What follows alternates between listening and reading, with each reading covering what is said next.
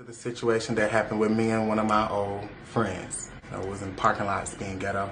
Recently, we linked up and we talked, and we kind of came to an understanding about the whole situation, and we hadn't talked since that situation. But it was on live, so when things are done on live, a bunch of opinions come.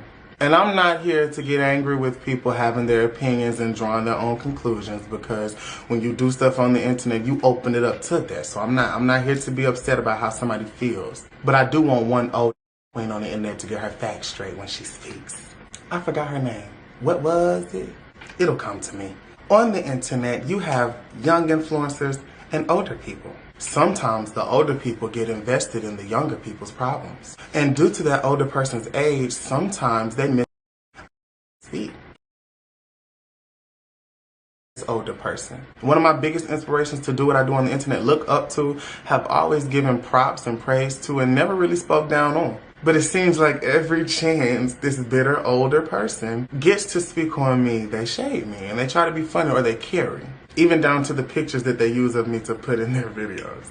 I don't understand, because every time I've seen this older person in person, it's always love, a hug, and keep going, motivational. But then the internet catches all the slick stuff, so I'm not here to tell you to keep my name out your mouth, because I'm a name to keep in your mouth. It's just when you speak, know what you're talking about so you don't look stupid. Now, me linking up with my older friend, I really did feel pressure to do it because it was on live, and y'all know that I'm a and that night, everybody was so positive and mushy.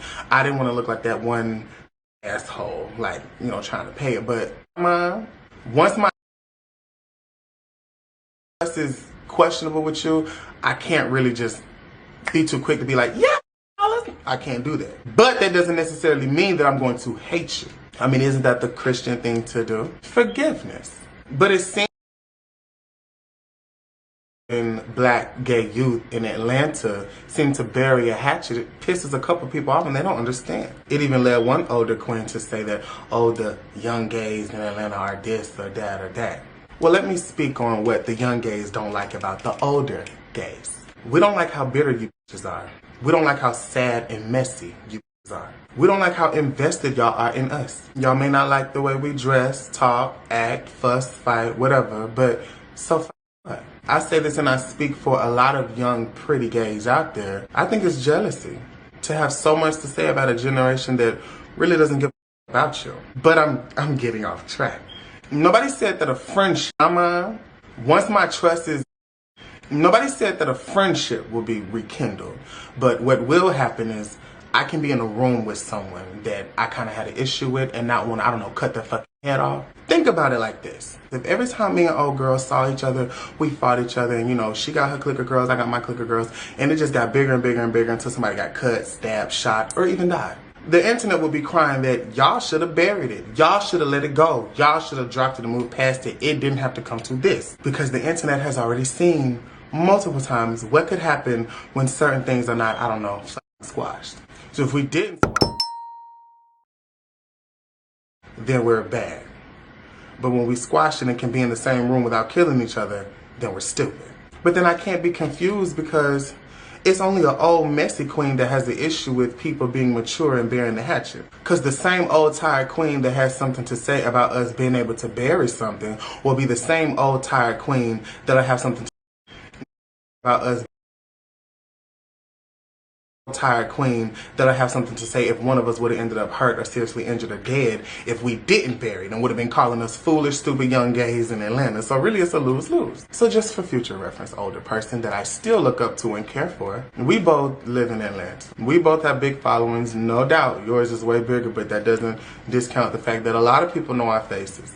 And when you have a big following in a city, you kind of like represent that city to a certain extent. People from outside of Atlanta, when I got into my situation with old girl, even though it was just me and her and like our friends, people from other cities, I read comments where they was like, oh, Atlanta white friends, or Atlanta can't be trusted, Atlanta.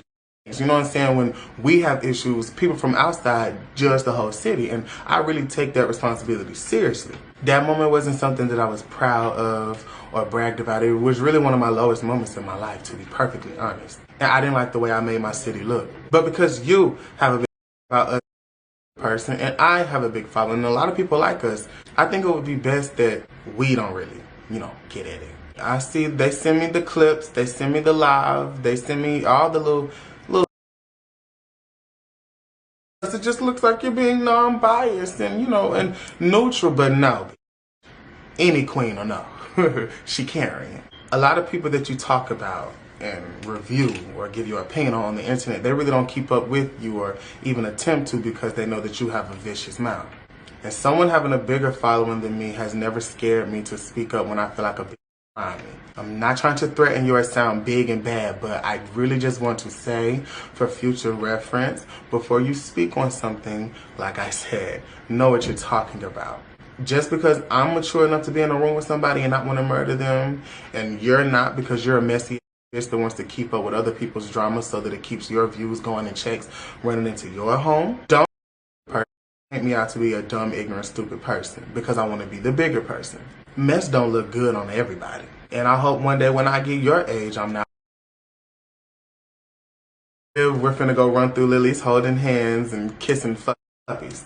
But because I know what it could turn into, we've both had a conversation off the internet and agreed that, you know, it don't have to be hate.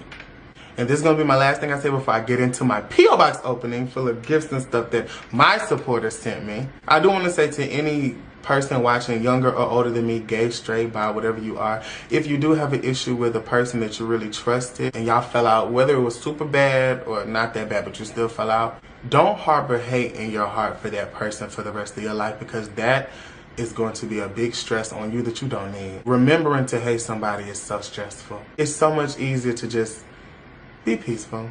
To anybody watching that has ever had an issue or a fallout, hate me out could have been prevented. So instead of using my platform to promote a narrative of, I could never, have a little peace and love and compassion so people stop dying and getting hurt.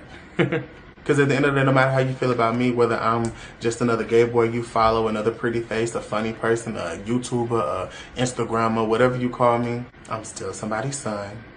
I'm still somebody's brother. And I'm still somebody's best friend. And my other ex-friend, that's still somebody's son, that's still somebody's brother, and that's still somebody's friend. And at the end of the day, I know it is very entertaining for us to keep going and hate each other and fuel that on the internet, but if something happens to one of us because of a situation on the internet, then know me and her in real life are going to cry. So, I miss is looking for some mother. I'm gonna keep looking somewhere else, because We Love Shade don't need that to be popping, baby. Now let's get into my video. That go to them post up this little story, this song on her page, Shade and Shade. I'm just like, baby, this is hold on. So I don't know, baby. It is what it is. At least the girls got it out their system. I don't think they're gonna be friends again, but the way this circle goes, the girls will fall out, tell your deep dark secret, and then come back and be Judy's, and that's why they always fight each other, because it's just fake. So just if you don't fuck with a girl, don't fuck with her. It is what it is, honey. Well, that's what's going on with them. I do think it's gonna be another fight. Them girls gonna run into each other at the Marquetta somewhere, and it's gonna be ugly. So y'all better keep it together and keep it safe, and we'll see you back on next Monday when y'all do round 2. That go to them. I can say about the gays is they know how to be shady and they know how to be fake. Girl, I do believe that these two had a good friendship. But once somebody, I feel, puts their hands on you and can physically disrespect you like that, I don't think the friendship will ever get back to the way it used to be. I don't know if y'all are doing this for the fans. I know a lot of fans are saying, hey, they matured and they grew up. I'm sorry. Somebody kicked me in the face or somebody beat me like that. I don't give a fuck about being mature. Mature is me just saying, hey, the beef is squashed. We could be in the same room together. It ain't no tension.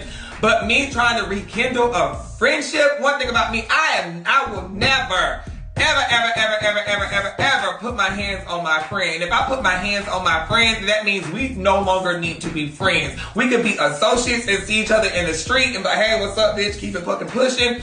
But I will never say